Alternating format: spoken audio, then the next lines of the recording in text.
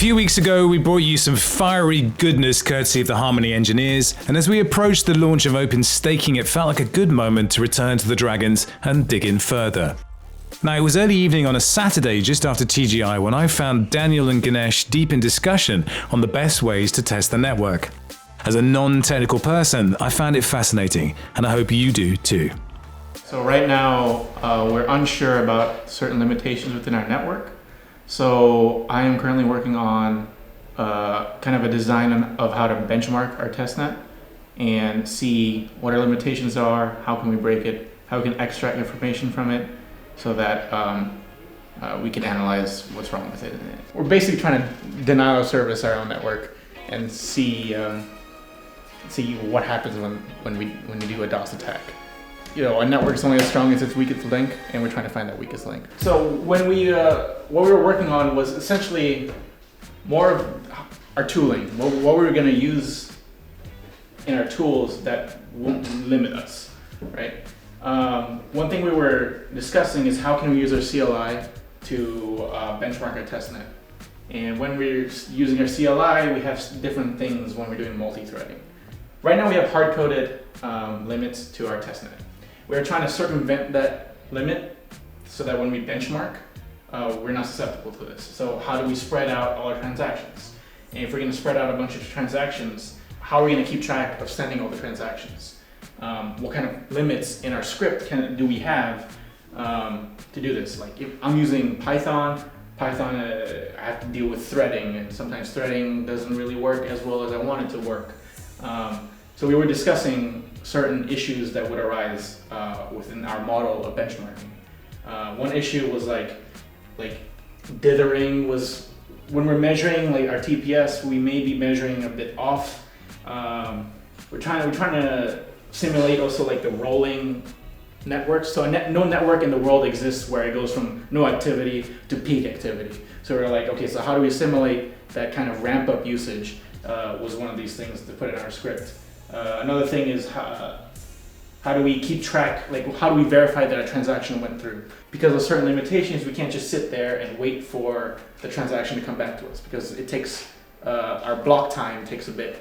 So we can't just have a thread wait for the transaction to confirm, where we have to like have a way to bookkeep. So we were like, okay, just count the number of, just count the balance. And each transaction is a fixed number of balances, you just sum up the balance and we're like, okay, that's good.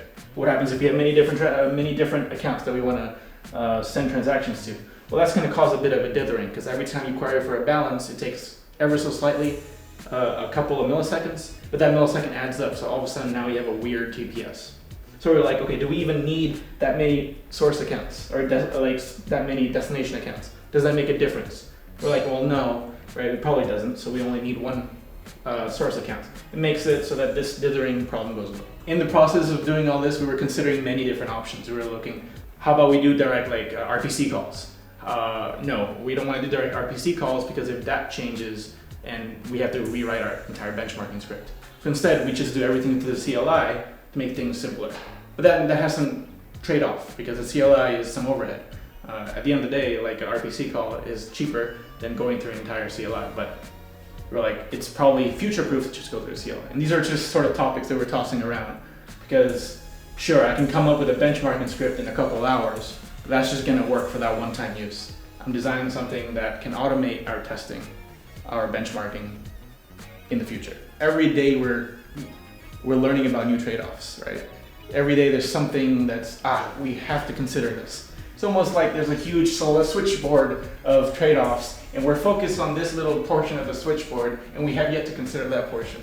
And the second we tweak this knob, something else broke, or another knob got turned and now we have to consider that knob. It's a convoluted system all tied together. And when we try to make a tweak one place, we break something at another place. So it's kind of find this tweak it right enough so that doesn't break. Hey, but listen, didn't we do this already with Ethereum? Vitalik figured this all out. Just go to the Vitalik cookbook and it's there and it's done. Like these solutions have been figured out already, right?